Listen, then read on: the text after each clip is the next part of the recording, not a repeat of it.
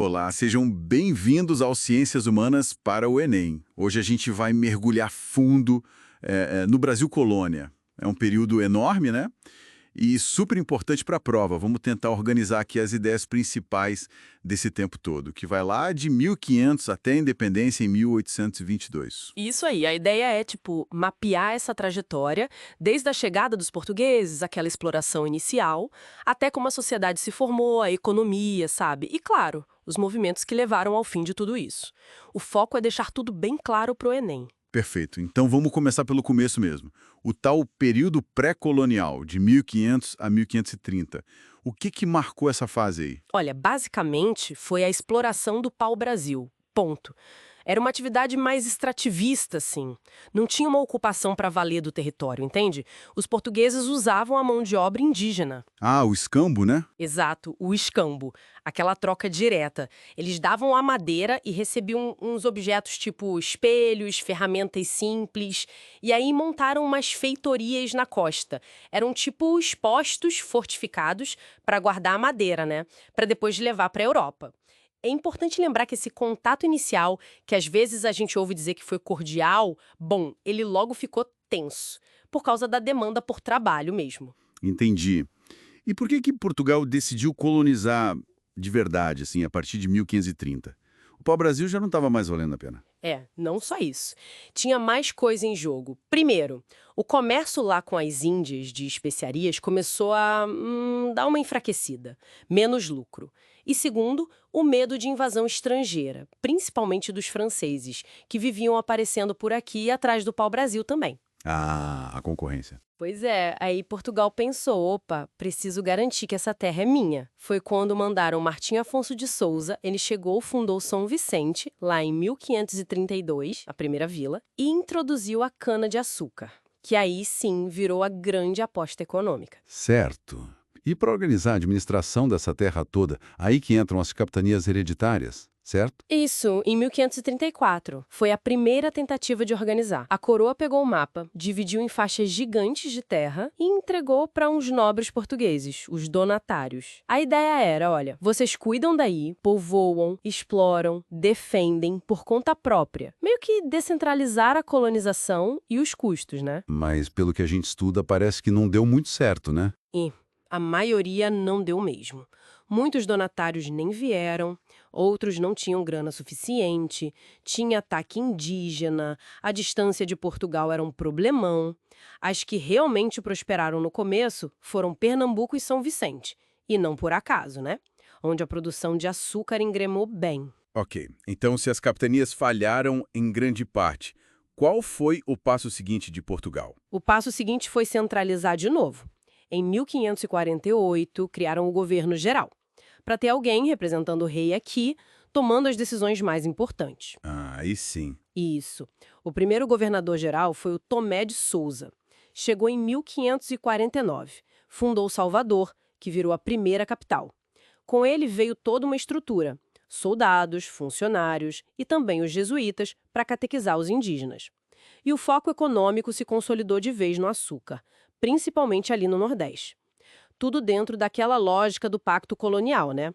A colônia só existe para enriquecer a metrópole. Entendi. E a mão de obra para tocar esses engenhos todos, essa produção massiva de açúcar? Bom, primeiro tentaram forçar os indígenas a trabalhar, escravizar mesmo. Mas, olha, isso gerou muito conflito, muita resistência. Os indígenas não aceitavam fácil, fugiam, conheciam a terra. Além disso, teve a questão das doenças que os europeus trouxeram, que mataram muitos. E os jesuítas também eram contra escravizar os indígenas. E aí? E aí a solução que os portugueses acharam foi uma das maiores brutalidades da nossa história: o tráfico de africanos escravizados. Isso virou a base da economia colonial, nos engenhos, depois na mineração, em tudo. E era um negócio absurdamente lucrativo para Portugal e para traficantes.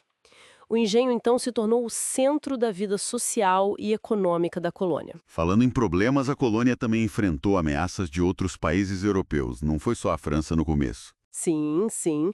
Além das tentativas francesas lá no Rio de Janeiro e no Maranhão, que foram expulsas, tivemos as invasões holandesas, que foram bem mais sérias. Primeiro na Bahia, que não durou muito, mas depois em Pernambuco. Nossa, eles ficaram lá um tempão, 24 anos.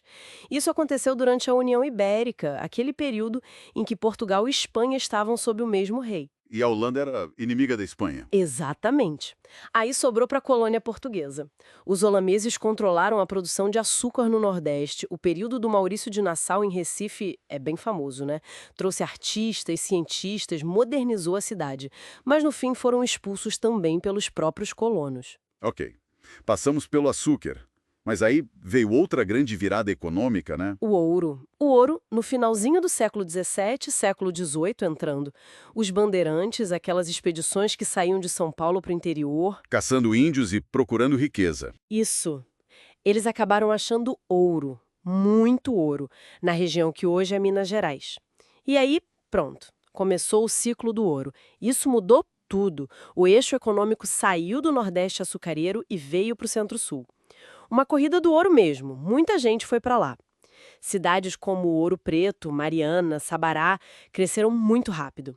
Portugal, claro, apertou a fiscalização, criou impostos pesadíssimos, como Quinto. E a capital Dudu de novo, né? Mudou de novo, saiu de Salvador e foi para o Rio de Janeiro, em 1763, para ficar mais perto da região das minas e controlar melhor a saída do ouro. E importante, a mão de obra na mineração continua sendo, na sua imensa maioria, de africanos escravizados, em condições terríveis, aliás. Certo. Caminhando para o final desse período, como esse sistema colonial todo começou a ruir? Foi um processo, né? Vários fatores juntos.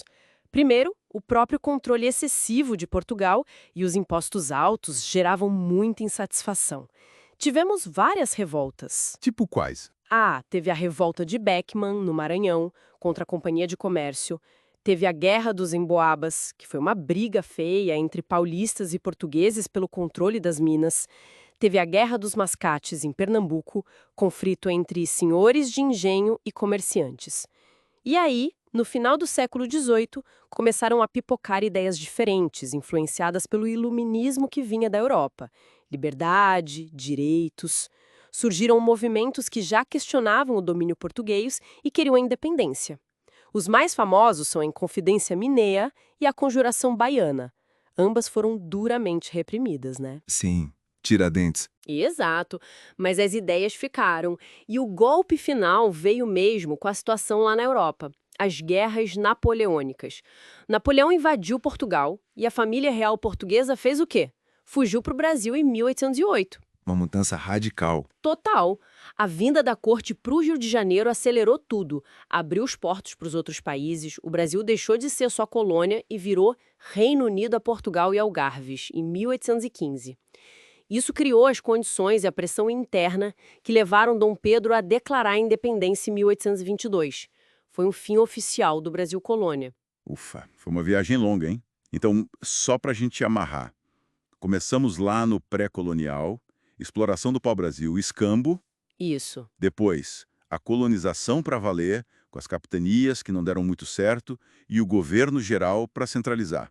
O foco total no ciclo do açúcar, com base na mão de obra escravizada africana. Vimos também as invasões de franceses e holandeses. O ciclo do ouro, que deslocou o eixo econômico para o Sudeste e aumentou o controle português. E, finalmente, as revoltas às ideias de independência e o contexto internacional, com a vinda da família real, que culminaram na independência. Exatamente.